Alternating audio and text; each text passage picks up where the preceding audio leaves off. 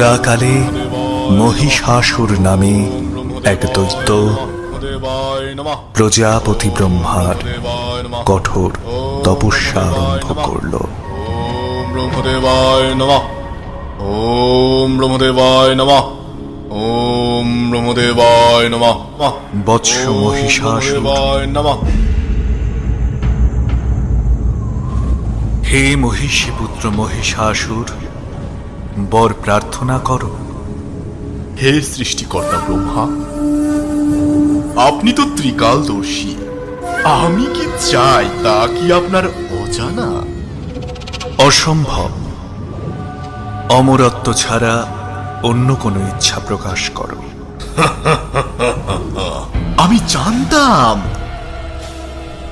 জানতাম ব্রহ্মদেব, আপনি অপারক, আপনি বড়। বৎস মহিষাসুর, ঠিক আছে, আমার বরে আজ থেকে তুমি অপরাজেয়।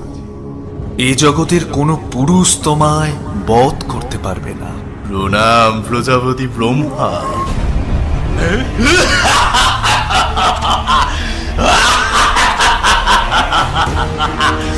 আজ থেকে আমি অজেয়, আমি দৈত্যরাজ মহিষাসুর। এদিকে কালান্তরে দুর্ধর্ষ দৈত্যরাজ মহিষাসুরের পরাক্রমে দেবতারা স্বর্গের অধিকার হারালেন। অসুরপতির অত্যাচারে দেবলোক বিষাদ ব্যথায় পরিগ্রহণ হয়ে গেল। দেবগণ ব্রহ্মার শরণাপন্ন হলেন। ব্রহ্মার পরে মহিষাসুর অপরাজেয়। শান্ত যোগীবর মহাদেবে সুগৌর মুখমণ্ডল, ক্রোধে রক্ত যাবার মতো রাঙাবর্ণ ধারণ করলেন। আর শঙ্খ চক্র গদা পদ্মধারী নারায়ণের আনন্দ ভ্রুকুটি কুটিল হয়ে উঠল। তখন তেজরশ্মি একত্র হয়ে পরমারূপবতী দিব্যশ্রী মূর্তি উৎপন্ন হল। তিনি জগন্মাতৃকা মহামায়া, এই আত্মা দেবী। ঋগমন্ত্রে ঘোষণা করলেন আত্মপরিচয়।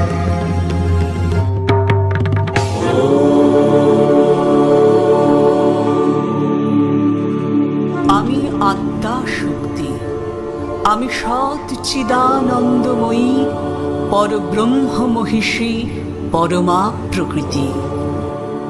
সমগ্র বিশ্বজগৎ আমারই প্রকাশ। আমি ত্রিগুণ সম্পন্না, আবার আমি ত্রিগুণাতীতা। সমগ্র বিশ্বের আমি আদি জননী। হে সুন্দরী নারী, যুদ্ধক্ষেত্রে ক্রূরতা তোমায় শোভা দেয় না। আর আমিও চাই না তোমার মতন কোমলাঙ্গীর ওপরে বল প্রয়োগ করতে। আমি ত্রিলোক বিজয়ী বীরশ্রেষ্ঠ স্বর্গাধিপতি মহিষাসুর। এসো সুন্দরী। ওরে দুষ্ট দানব মহিষাসুর, সুমিষ্ট কথার ছাল ত্যাগ করে যুদ্ধ করে নিজের বীরত্বের পরিচয় দে। মহিষাসুর,